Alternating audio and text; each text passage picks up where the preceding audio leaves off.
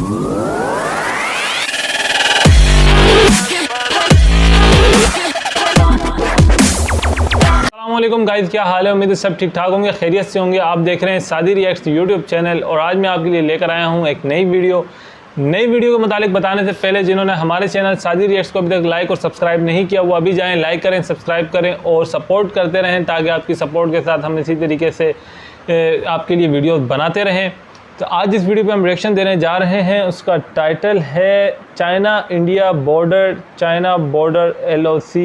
LAC। तो आइए चलते हैं, वीडियो देखते हैं और देखते हैं कि यार इंडियन आर्मी चीफ जो हैं वो इस बारे में क्या ब्रीफ कर रहे हैं, क्या तैयारियां कर रहा है इंडिया और क्या तैयारियां कर रहा है चाइना। आइए चलते हैं इस वीडियो की जानिब। चरित्र के बारे में कौन नहीं जानता है। और एक तरफ चीन LAC पर तनाव कम करने के लिए भारत से बातचीत करता है और दूसरी तरफ पूर्वी लद्दाख पे सैनिकों के लिए टेंट लगा रहा है। लाइन ऑफ एक्चुअल कंट्रोल के पास से कुछ क्षेत्रों से सैनिकों को पीछे हटाने की प्रक्रिया को आगे बढ़ाने के लिए चीन से अक्टूबर के दूसरे सप्ताह में 13वें दौर की वार्ता की पूरी उम्मीद है। और इस बीच आर्मी चीफ ने साफ कह दिया है कि भारतीय सेना हर चुनौती से निपटने को पूरी तरह से तैयार है।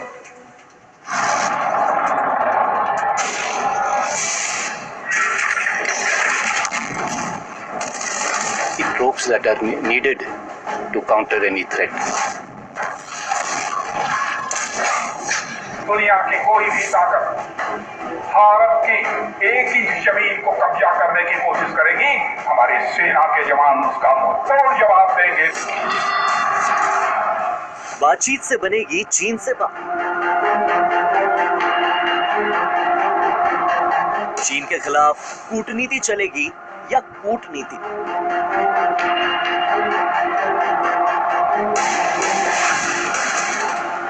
लद्दाख में भारतीय सेना की वज्र शक्ति।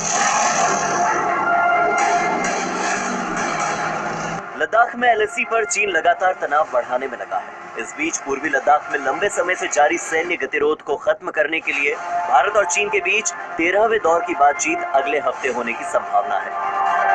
इसमें पूर्वी लद्दाख के उन इलाकों से सेना हटाने पर विचार होगा जहां अब भी दोनों ही देशों की सेना तैनात है। भारत और चीन दोनों ही देशों के बीच कोर कमांडर स्तरीय वार्ता होनी है। सूत्रों के मुताबिक बातचीत का समय और स्थान अगले 3 से 4 दिनों के बीच तय होने की उम्मीद है। वार्ता के दौरान वास्तविक नियंत्रण रेखा के नजदीक बने ठिकानों से सेना को हटाने पर विचार होगा। हॉट स्प्रिंग्स और कुछ अन्य क्षेत्रों से सेना वापस बुलाने पर भी चर्चा होगी। इस बीच सेना प्रमुख जनरल MM नरवणे ने कहा है कि उम्मीद है कि अक्टूबर के दूसरे सप्ताह में चीन से 13वें दौर की बातचीत होगी और हम इस बात पर आम सहमति पर पहुंचेंगे कि डिसएंगेजमेंट कैसे करना है। The last 6 months or so has been quite normal. As you're aware, the talks have been going on for more than a year now. We had the 12th round of talks last month.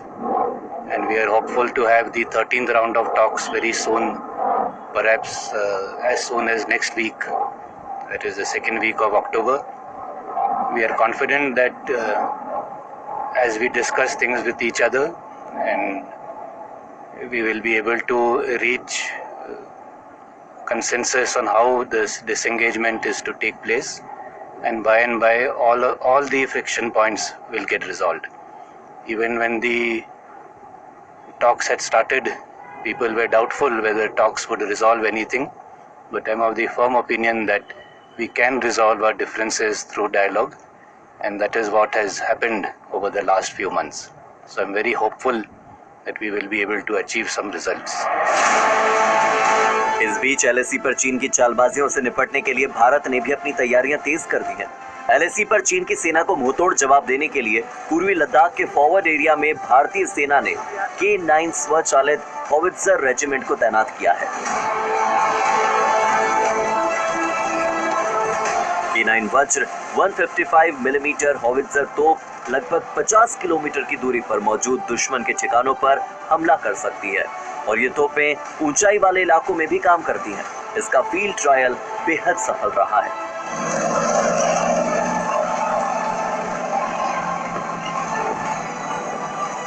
पूर्वी लद्दाख के 2 दिवसीय दौरे के दौरान सेना प्रमुख MM Naravane ने चीन को चेतावनी भी दी। जनरल नरवणे ने कहा कि भारतीय सैनिक पूर्वी लद्दाख में किसी भी अप्रत्याशित स्थिति से निपटने के लिए हर संभव तरीके से तैयार है। the Chinese have deployed in considerable numbers all across eastern Ladakh, and not only in eastern Ladakh but all across the northern front, right up to our eastern command also. So definitely there has been an increase in their deployment in the forward areas, which remains of course a matter of concern for us. But we are regularly monitoring all their movements, and based on whatever inputs we get, we are also carrying out matching developments both in infrastructure as well in terms of the troops that are needed to counter any threat. So we are, I think, at the moment quite well poised to meet any eventuality.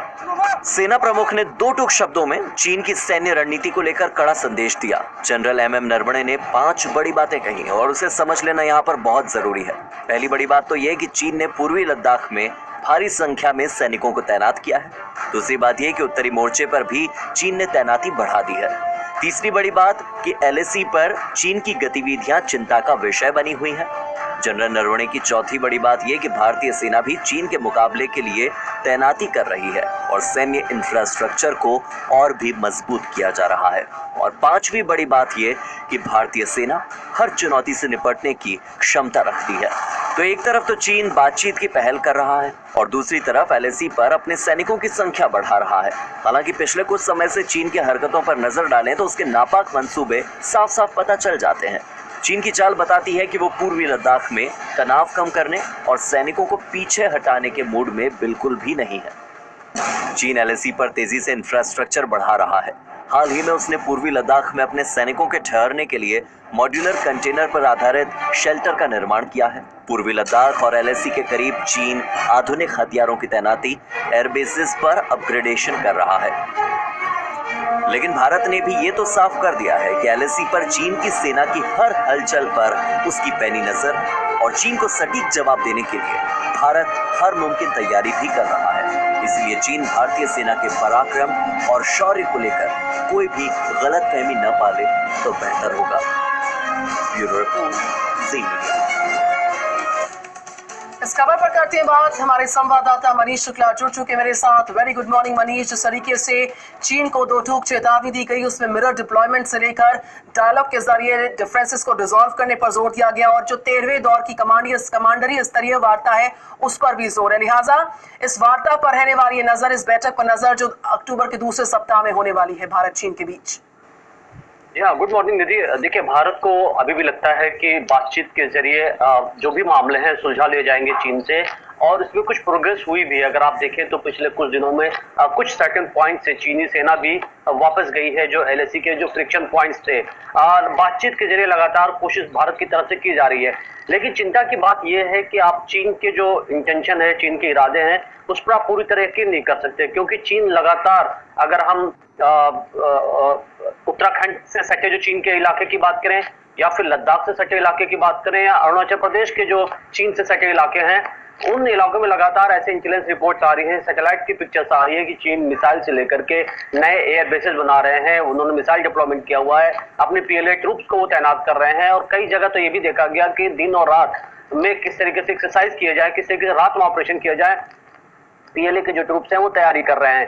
तो चीन का पड़ोसी देशों के साथ जिस तरीके से रुख है, अभी आपने देखा कि किस तरीके से ताइवान ने आपत्ति दर्ज कराई कि चीन के जो एयरफोर्स है, जो उनके फाइटर जेट्स हैं, उनके एयर स्पेस को उन्होंने वायलेट किया हुआ है। तो यहाँ भी चीन एक साइकोलॉजिकली एक दबाव दिखाने की कोशिश कर रहा है। लेकिन चीन को ये मालूम है कि अब जो हमारी जो डिफेंस फोर्सेस हैं वो 1962 वाली डिफेंस फोर्सेस नहीं है। तो चीन को चिंता भी है, क्योंकि चीन अगर डिप्लॉयमेंट कर रहा है तो हम भी डिप्लॉयमेंट कर रहे हैं। हम भी, हमारे भी रडार्स हैं, हमारे भी सैटेलाइट्स हैं, और हमारे जो टैंक्स हैं, या हम K9 वज्र की बात कर रहे हैं, हम भी डिप्लॉय कर रहे हैं। तो जाहिर तौर पर चीन को लग रहा है कि फ्यूचर में अगर चीन की कोई बढ़ती ताकत को रोक सकता है तो वो भारत है, और इसीलिए वो अपनी तैयारी कर रहे हैं। लेकिन आर्मी चीफ का बयान काफी इंपॉर्टेंट है, क्योंकि जिस तरीके से अगले लेवल की बातचीत होनी है, सब यही उम्मीद कर रहे हैं कि जो हॉट स्प्रिंग से लेकर के जो दूसरे पॉइंट्स हैं वहां पर मामले को सुलझा लिया जाएगा। बिल्कुल, बहुत धन्यवाद आप। ये थी वीडियो जिसके बारे में हम बात कर रहे थे और देख रहे थे, जिसको वो है इंडिया और चाइना के बॉर्डर की कंडीशन। इस टाइम देखें आर्मी चीफ जिस तरीके से, इंडिया के आर्मी चीफ ने तंबीह की है अपनी फ़ौज को कि भाई वो तैयार रहें किसी भी तरह की शोरबाजी के लिए, मतलब किसी भी तरह की अगर उनके ऊपर अटैक होता है तो वो तैयार रहें कि रिप्लाई करने के लिए चाइना को।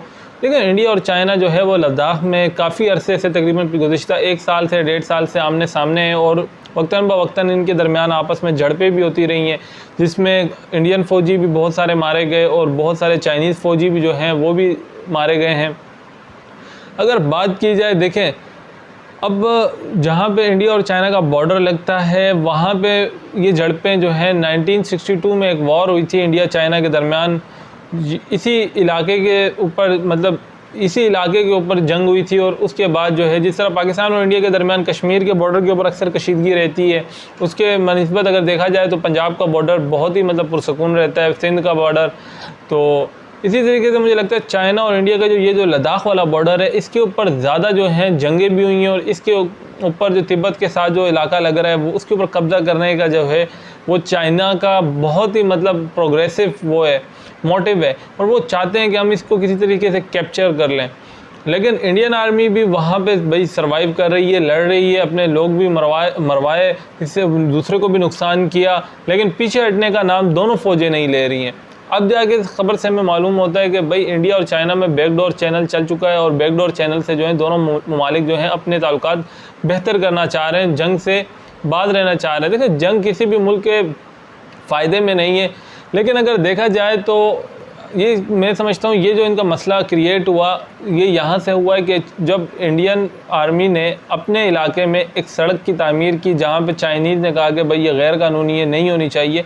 लेकिन मैं नहीं समझता कि कोई भी मुल्क अगर अपनी हदूद के अंदर कोई भी सड़क बनाता है, कोई भी डेवलपमेंट करता है, तो दूसरे मुल्क किसी को जो है वो होना चाहिए, किसी दूसरे मुल्क को कोई मसला होना चाहिए उससे। तो चाइना ने उस सड़क को लेकर एक छोटी मोटी क्लैश कर दिया, जिसमें फिर आपने देखा होगा एक वीडियो बहुत वायरल हुई, इंडिया और चाइना की दोनों फ़ौजें आमने सामने थी। हत्ता कि असल में पता क्या है, चाइना जो है इस टाइम पे इतना माशी तौर पे स्ट्रॉन्ग हो चुका है, वो किसी भी मुल्क को टक्कर देने से बाज नहीं आ रहा। वो कभी ताइवान के साथ लड़ रहा है, कभी इंडिया के साथ लड़ रहा है, कभी किसी जज़ायर के ऊपर वो दावा कर रहा है भाई ये हमारे हैं। तो मतलब इनका वक्तन बवक्तन जापान के साथ टक टुक लगी रहती है। लेकिन इंडिया के साथ अगर ये करेंगे तो फिर इनको जो है बहुत ही स्ट्रॉन्ग मैं समझता हूँ जवाब मिलेगा, क्योंकि इंडियन आर्मी ने मेरे ख़्याल में बहुत सारी आर्टिलरी जो है अपनी बॉर्डर पे तैनात कर ली है। उसके अलावा बहुत ज़्यादा फ़ौज की तादाद भी बढ़ा ली है चाइना के साथ जो उनका बॉर्डर लग रहा है।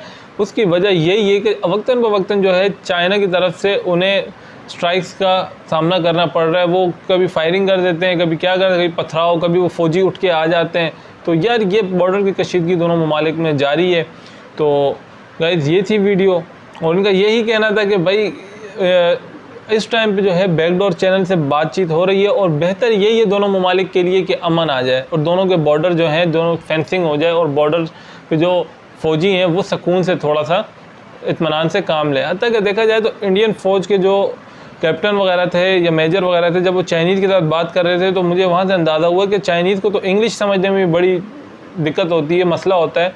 उसकी वजह यह है कि उनको अपनी ज़बान के ऊपर ज़्यादा वो होता है। हत्ता कि जो इंडियन आर्मी की बात की जाए तो इंडियन आर्मी में तो फ़्लो से इंग्लिश बोली जाती है, मतलब पढ़े लिखे लोग हैं और हर ज़बान के ऊपर उनका अबूर अच्छा है।